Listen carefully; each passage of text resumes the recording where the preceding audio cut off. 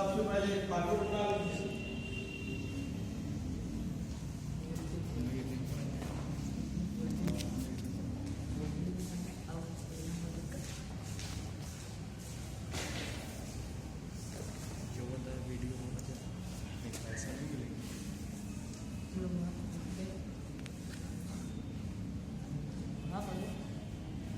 हमेशा की तरह date particular amount date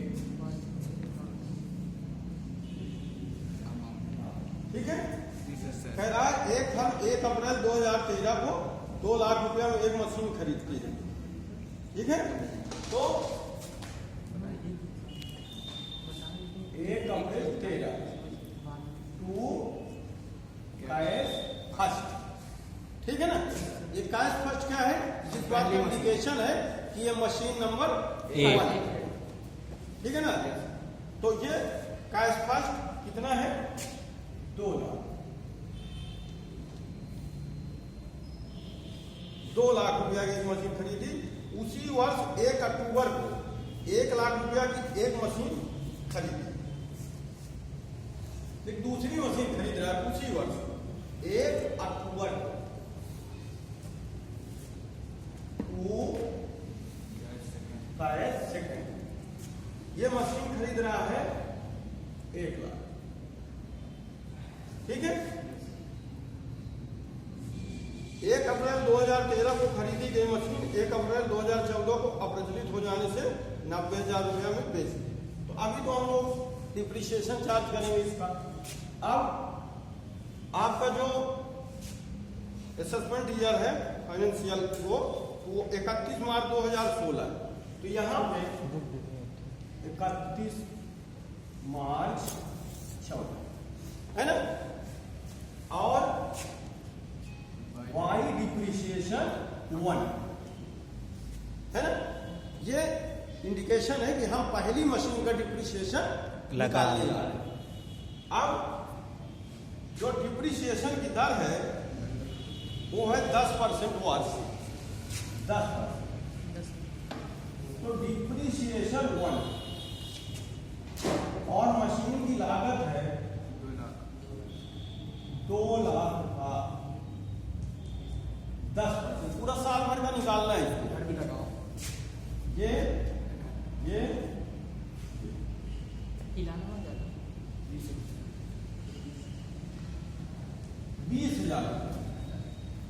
20,000 depreciation आ गया इसका। चाहे तो आप यहां लिख लें, जोड़ करके वहां लिखें, और चाहे तो वहां आप डायरेक्ट लें। और इसका भी डिप्रिसिएशन निकालना है अक्टूबर टू मार्च। कितने महीने हुए, 6 महीने। अक्टूबर, नवंबर, दिसंबर, जनवरी, फरवरी और मार्च, 6 महीने का डिप्रिसिएशन 1 लाख का 10% गुणे 6/12 है ना।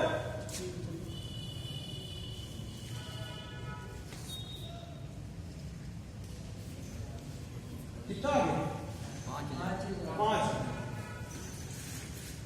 ये 5,000 डिप्रिसिएशन। यहाँ पे ये जरूर याद रखिए, या तो लिख लीजिए ये 6 माह का डिप्रिसिएशन है, क्योंकि आगे इसको हमें जरूरत पड़ेगी। तो भूल से कहीं हम उसको 6 माह का ही 5,000 में ना दोहरा दें, तो वहां लिख देंगे तो हमको क्लियर हो जाएगा ये डिप्रिसिएशन कितने महीने का इस मशीन का, 6 महीने। अब यहाँ पे डाल दीजिए डिप्रिसिएशन सेकंड। कितना आ गया, 5।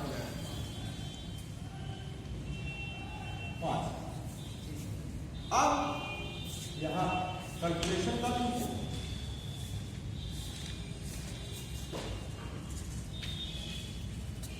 $3 लाख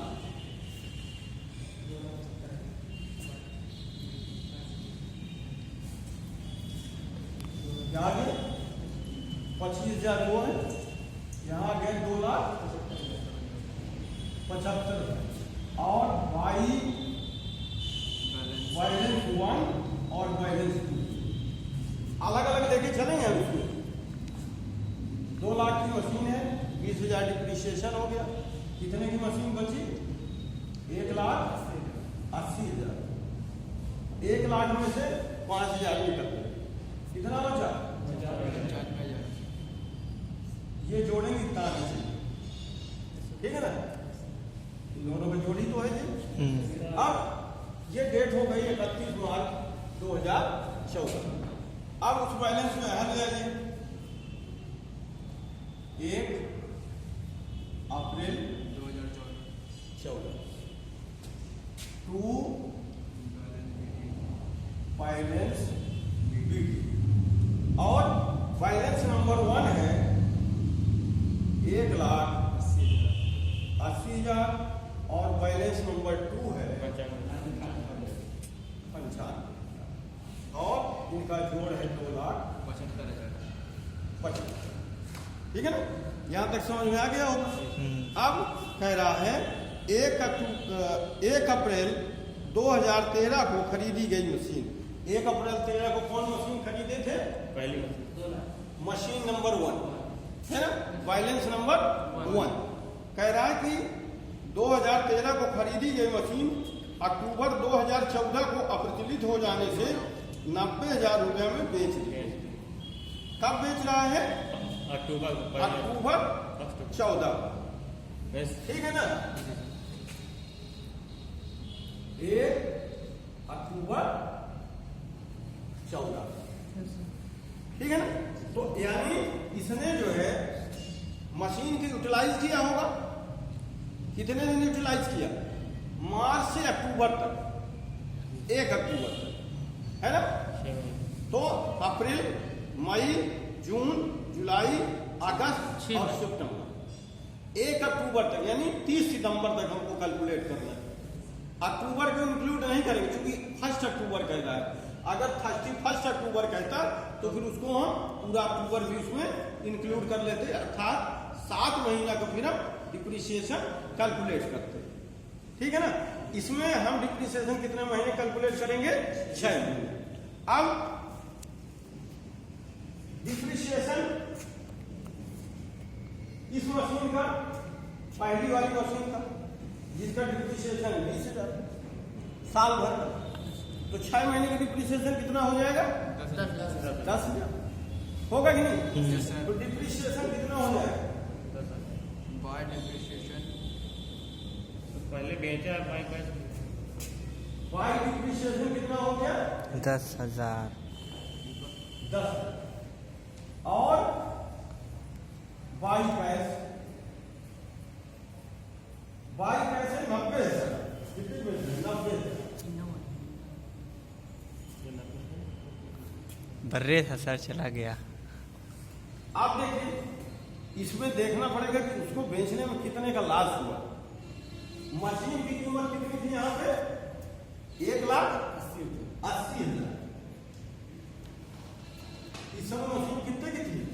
1,80,000 की थी 1 अप्रैल 2014 को, और 1 अक्टूबर 2014 कितने की बचेगी? इसमें से 10,000 लेस हो जाएंगे, क्योंकि 10 महीने वो 6 महीने उसने यूज किया, तो 10 महीने की डिप्रिसिएशन है 10,000। तो ये बची मशीन हमारी 1,70,000। ये बात समझ में आ रही है? ये जो है अप्रैल की स्थिति है, 1 अप्रैल की, और ये है 1 अक्टूबर, ठीक है ना? ये 1 अक्टूबर की, 1 अक्टूबर को मशीन की कीमत बची है 1,70,000, और मशीन को बेच कितने में रहा है? 90,000। कितने में है? 90,000। तो घाटा कितने का लगा? 80,000। ये बात समझ में आ गई कि नहीं? यस जो सर। मुख्य चीज है, सबसे पहले तो हमने इसमें यह कैलकुलेट किया कि 6 महीने का डिप्रिसिएशन कितना है, और कैलकुलेशन क्या करना है? ये तो सरल रेखा पद्धति है, इसमें सीधे से ये डिप्रिसिएशन साल भर का है, तो 6 महीने का डिप्रिसिएशन 10,000, 3 महीने का डिप्रिसिएशन 5,000, है ना? वो तो ऐसे कैलकुलेट कर लेंगे।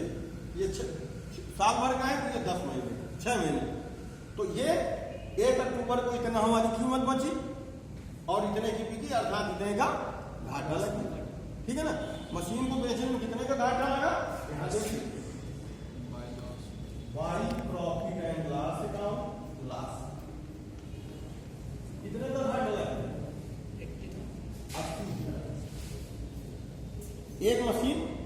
डिस्पोज ऑफ हो गई, है ना। जो ये मशीन खरीदा था इसका काम खत्म हो गया यहीं पे। अब आगे बढ़ते हैं। दूसरी मशीन। 1 अक्टूबर 2015 को 2,50,000 रुपए में एक नई मशीन खरीदी। अब वो 1 अक्टूबर 15 को खरीदी है नेक्स्ट ईयर। तो अभी एक मशीन अभी ये बाकी है, दूसरी बार 95 अभी इसका भी हिसाब किताब होगा। ये तो स्थिति बन गई हमारी 1 अक्टूबर 14 की।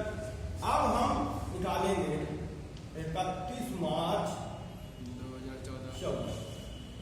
दूसरी वाली मशीन को कैलकुलेट करने जा रहा हूँ बाई डिप्रिसिएशन सेकंड। अब डिप्रिसिएशन सेकंड कितना होगा, वो तो 6 महीने का डिप्रिसिएशन है 5,000। अब हम साल भर मशीन को यूज किए हैं दूसरी वाली मशीन को, इसलिए उस पर डिप्रिसिएशन कितना निकलेगा 10,000।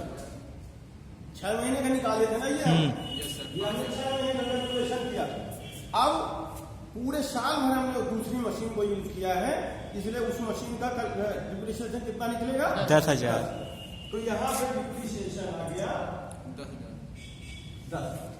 और मशीन थी 95,000 की, है ना। अब वहां बैलेंस निकाल लेंगे। अब देखिए ये 2,75,000 इधर भी आ जाएगा 2,75,000 और बाई फाइनेंस सीडी सेकंड, है ना। अब इसको पूरा जोड़ करके और इसे घटा देंगे, है ना। कितना आएगा 10,000 85,000। जोड़िए इसको 90 10 9 8 1 लाख और 10 1,80,000 के तो बराबर हो गया। 10,000 वो और है, तो यहाँ कितना आएगा 85,000। 85। समझ गए कि नहीं। इतना पूरा जोड़ लेंगे और इस जोड़ को इस जोड़ से घटा देंगे। तो क्या आ जाएगा हमारा बैलेंस 85,000। अब इसको नीचे ले आइए यहाँ पे 1 अप्रैल 15 14 15 ही होगा सर। 15 ठीक है ना। मार्च 1 अप्रैल 15 और यहाँ आ गया 2 बैलेंस ईडी 85,000। ठीक है। और ये जो एक मशीन और खरीद रहा है 1 अक्टूबर 15, ठीक है। 1 अक्टूबर को ये मशीन खरीद रहा है 2 कैश 30 और कितने की खरीद रहा है 2,50,000।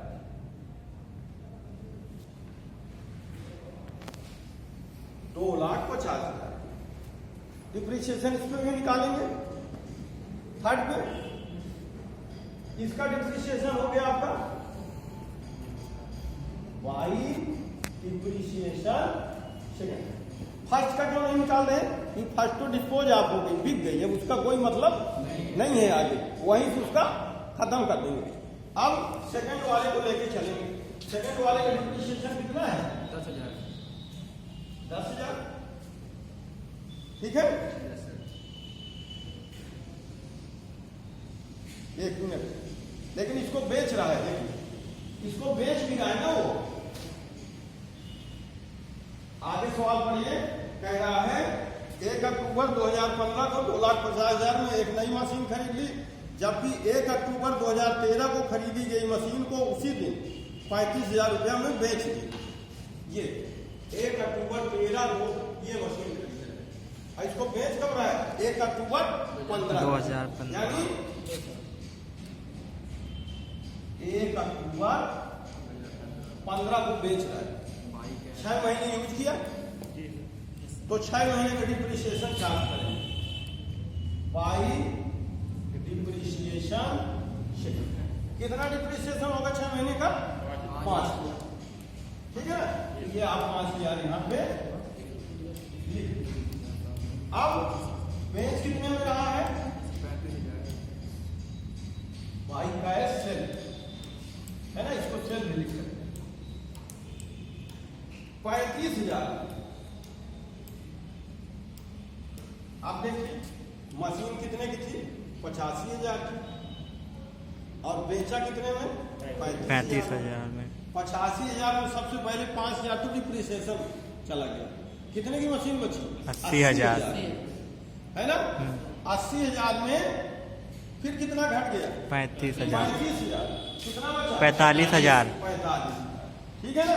तो यहाँ पे लिख दीजिए बाई प्रॉफिट एंड लॉस।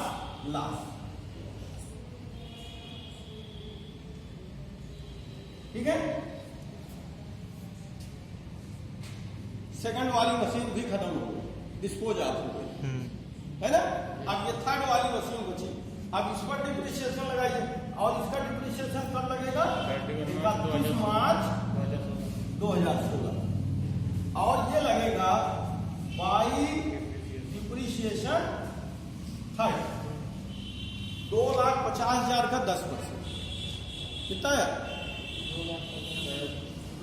2,00,000 25,000 और 25,000 का आधा 12,500। आधा क्यों कर दिया? 6 महीने 6 महीने। तो ये 12,500 आपने लिख दिया। ठीक है। अब कैलकुलेट कर लेंगे क्योंकि आगे कुछ करना नहीं है। अब इसको क्या करेंगे? इसको जोड़ डालिए 0 0 0 5 8 5 13 और 3,35,000। इधर में कितना आ गया? इधर आ गया 3,35,000 और ये जोड़ मार दीजिए। 35 5 40 40 इसको जोड़ मारिए और इसमें से घटाइए 85 है ना। कितना है? और यहाँ आ जाएगा वाई बैलेंस CD 97 हाँ? नहीं कितना है? जोड़ा नहीं। 97,000 शायद आएगा, शायद कंफर्म नहीं है। पेन हाथ में, कॉपी सामने, कैसे कर? जोड़िए इसको। आगे जोड़िए। चलो 35 5 40 40 40 80 80 5 85 500 भी आया। देखिए लमसम पहुंच गए थे। तो टोटल है यार 97। घटाना भी है भाई। अरे घटाना भी है इतने में।